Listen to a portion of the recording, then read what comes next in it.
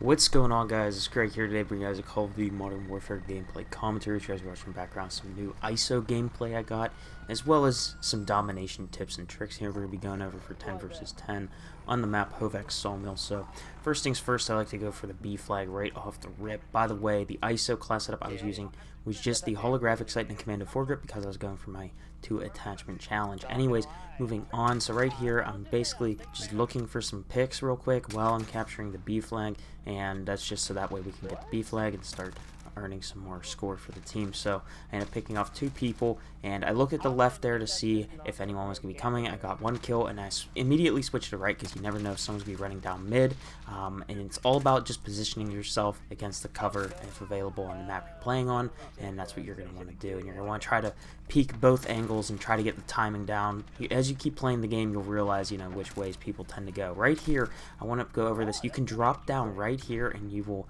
go right underneath the little eave there, or whatever you want to call it.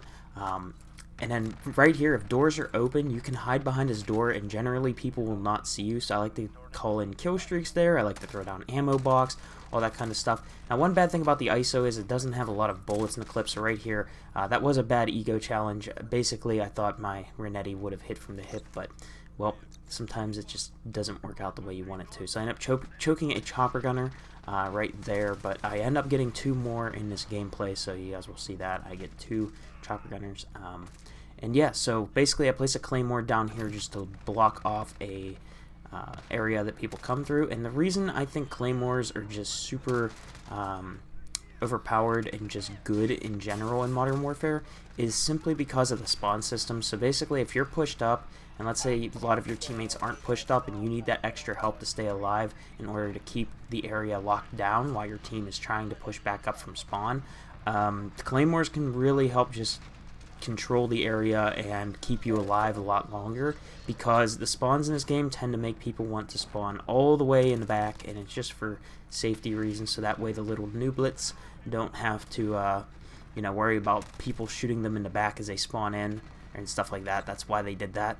So yeah, it's really just in the game's design philosophy. The game was designed for new players and not so great players, but pretty sure you guys already understand that. Anyways, right here I'm switching up the area that I am going to be using as cover, just because I did not know if that guy saw me. And also right here I'm going to mount. You can mount here just to reduce your idle sway and recoil, but the reason I usually mount is just because I have Damascus, and it's just part of my just part of my habits that I have from going for Damascus a while back. That's whenever I don't have a gun with Damascus camo, even if I don't have that camo ready yet, I'm ready to mount just in case I need to get that unlocked. So I don't even know if the ISO has mounting challenges, but we'll see once I get there. But it's just habit in my head. I was thinking about it. I was like, oh my goodness, I don't have Damascus yet for his gun. Let me do that. But anyways, right here, so I'm running around in their spawn. One of the things Tracker is really useful as well. The perk Tracker is you'll know if people are still in the enemy spawn or not once you push for a flip or whatnot. You can see, because there will be footsteps there if people are still spawning back there, because they'll be moving around and whatnot. If there are no footsteps, then you can go ahead and communicate it to your teammates and be like, hey, spawn flip, turn around, they're going to be spawning back at C now if you're at A.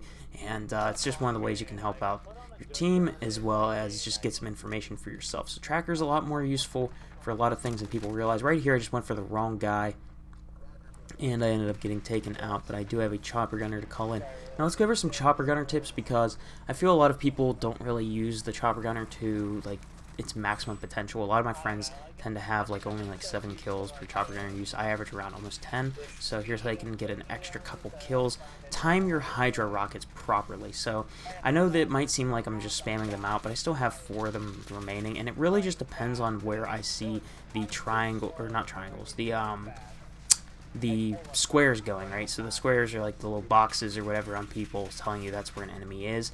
Now, if I see those inside of a building, I try to use my Hydra rockets to weave it in through a door or a window. And you want to get some practice in once you get a chopper gunner, trying to shoot it in through the windows and doors. And sometimes you can pick up some multi-kills from that, because people will be crowding around the building together thinking they're protected from your chopper gunner, but the Hydra rockets will go ahead and get them, because the splash damage isn't really too big on the main gunner, so you're not going to be able to really kill people through windows and cracks and crevices just with the main gunner, the chopper gunner. So if you can really capitalize on your Hydra rocket placement, you can really do a lot of damage. Now this map in general is not really that indoors, so you know the Hydra rockets are not going to be as effective for that on this map compared to something else, but just keep that in mind while you're using the chopper gunner. Anyways, they're spawning A, so I'm going to go ahead down this right side here.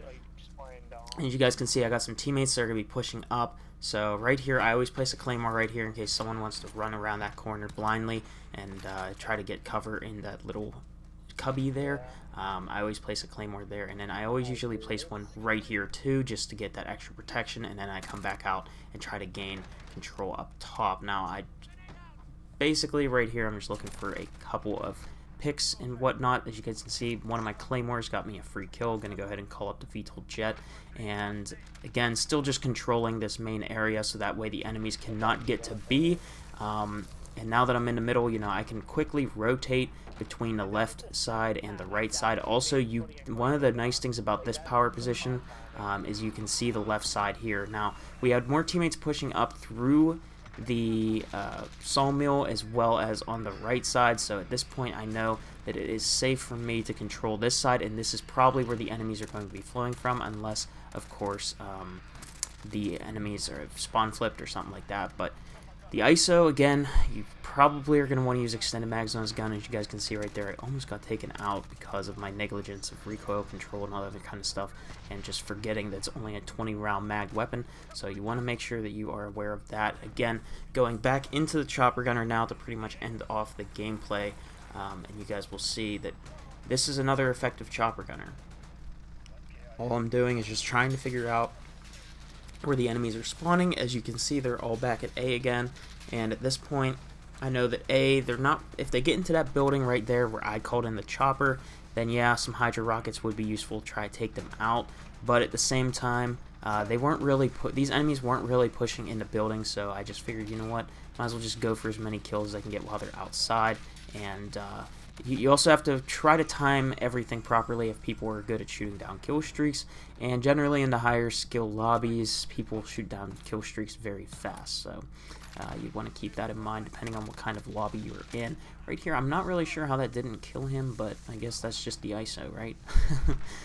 Yeah, it feels more like a Striker 45, this weapon, if there's anything I could say about it, just because of its bouncy recoil. But anyways, hopefully you guys enjoyed, hopefully you guys learned a little something here, and I will catch you guys all tomorrow for the promenade guide. And hopefully you guys enjoyed the video. Drop a like if you did, comment if you have any questions, concerns, or anything you want to just talk to me, just go ahead and make a comment, and I will talk to you all later. Bye.